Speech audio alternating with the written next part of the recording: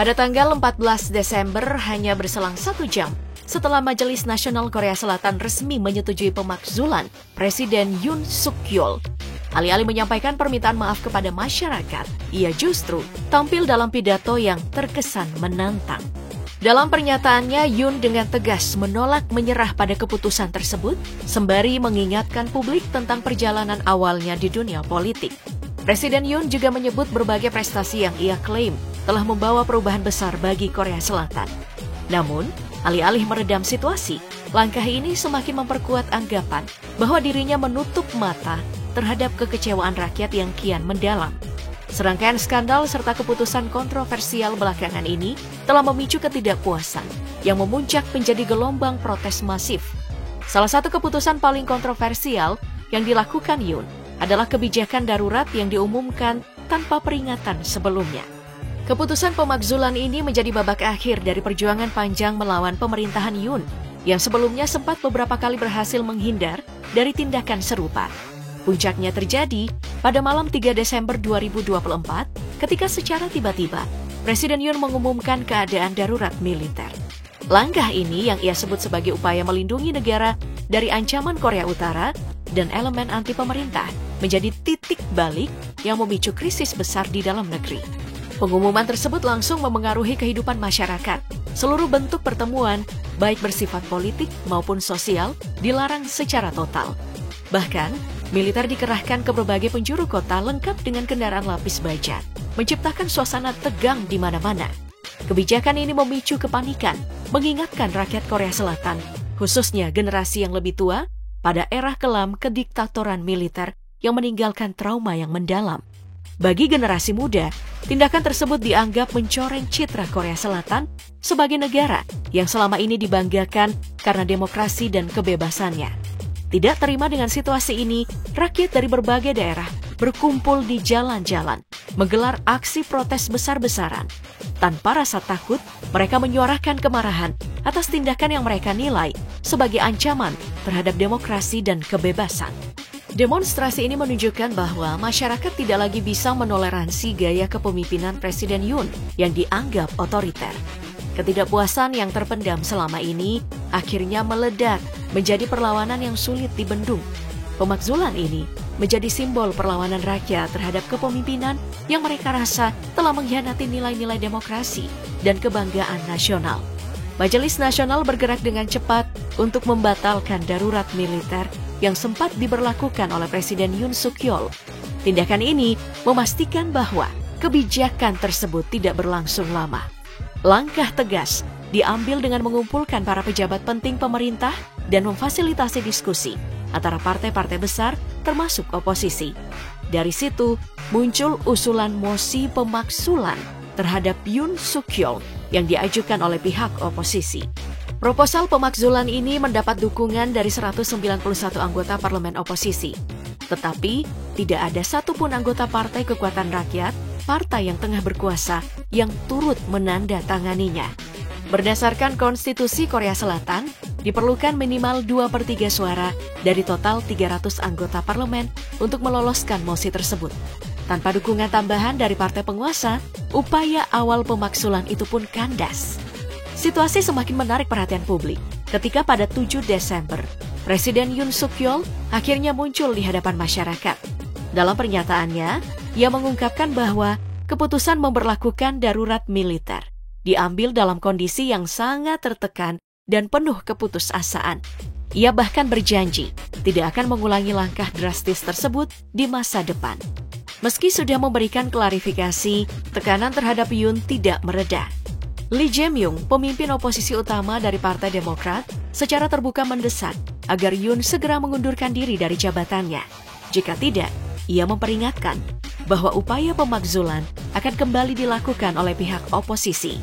Dan benar saja, pada 12 Desember oposisi yang terdiri dari berbagai aliansi partai kembali mengajukan mosi pemakzulan kedua. Akhirnya, pada hari Sabtu 14 Desember, Majelis Nasional melakukan pemungutan suara untuk memutuskan nasib dari Yoon Suk Yeol. Hasilnya, sebanyak 204 dari 300 anggota parlemen mendukung mosi pemakzulan tersebut. Meski partai yang berkuasa tetap menolak upaya ini, keputusan Majelis Nasional menjadi pukulan telak bagi pemerintahan Yoon. Langkahnya memberlakukan darurat militer pada 3 Desember tersebut menjadi titik balik yang memengaruhi posisinya sebagai presiden. Seusai mosi pemakzulan disahkan, maka jabatan kepresidenan Yoon Suk Yeol resmi ditangguhkan. Proses berikutnya akan diputuskan oleh Mahkamah Konstitusi.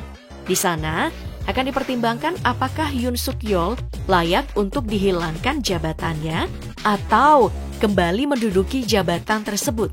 Sebenarnya, berdasarkan catatan sejarah, pemakzulan terhadap presiden bukan pertama kalinya terjadi di Korea. Sebelumnya, pada Maret 2004 silam, mendiang mantan presiden Roh Moo-hyun juga mendapatkan pemakzulan setelah dituduh melakukan pemilihan umum secara ilegal. Kemudian, beberapa waktu kemudian pada Maret 2017, mantan Presiden Park Geun-hye juga dimakzulkan akibat meningkatnya skandal korupsi yang melibatkan dirinya dan orang kepercayaannya, Choi Soon-sil. Di Korea, pemakzulan dapat diartikan sebagai pembebas tugasan. Merujuk pada pengertian ini, maka dapat dikatakan bahwa Yoon Suk Yeol tidak akan melakukan tugasnya sebagai presiden selama menunggu keputusan dari Mahkamah Konstitusi. Diperkirakan, keputusan yang akan dihasilkan oleh Mahkamah Konstitusi akan muncul setelah 180 hari. Setelah serangkaian keputusan yang diambil dan disahkan oleh parlemen terhadap pemakzulan Yoon Suk Yeol, maka selanjutnya Mahkamah Konstitusi akan mengadakan sidang untuk memutuskan, mendukung, atau menolak usulan pemakzulan, serta mendengarkan bukti dari parlemen supaya dapat menentukan apakah presiden melanggar hukum atau tidak. Melihat pertimbangan tersebut, maka dapat diartikan bahwa Mahkamah Konstitusi bisa saja mengembalikan jabatan presiden kepada Yoon Suk Yeol jika ia terbukti tidak bersalah. Sebelumnya hal serupa juga pernah terjadi pada pemakzulan mantan Presiden Korea Selatan, Roh Moo-hyun. Pada saat itu, Mahkamah Konstitusi menolak usulan pemakzulan, kemudian mengembalikan jabatan Presiden Roh 63 hari kemudian.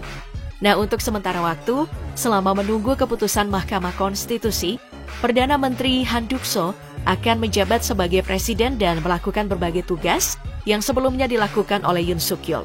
Atas apa yang terjadi di Korea Selatan belakangan ini, tentunya tidak luput dari perhatian internasional.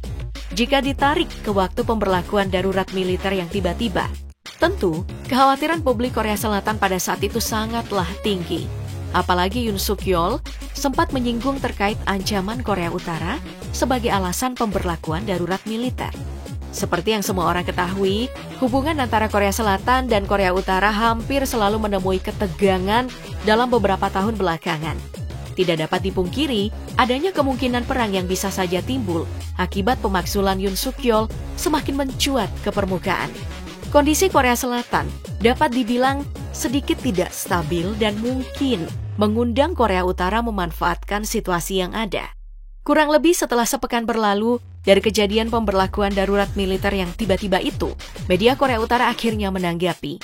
Tepat setelah 2 hari dari sahnya pemakzulan Yoon Suk Yeol, Korean Central News Agency mengklaim bahwa Yoon Suk Yeol telah melakukan deklarasi hukum darurat militer yang bodoh.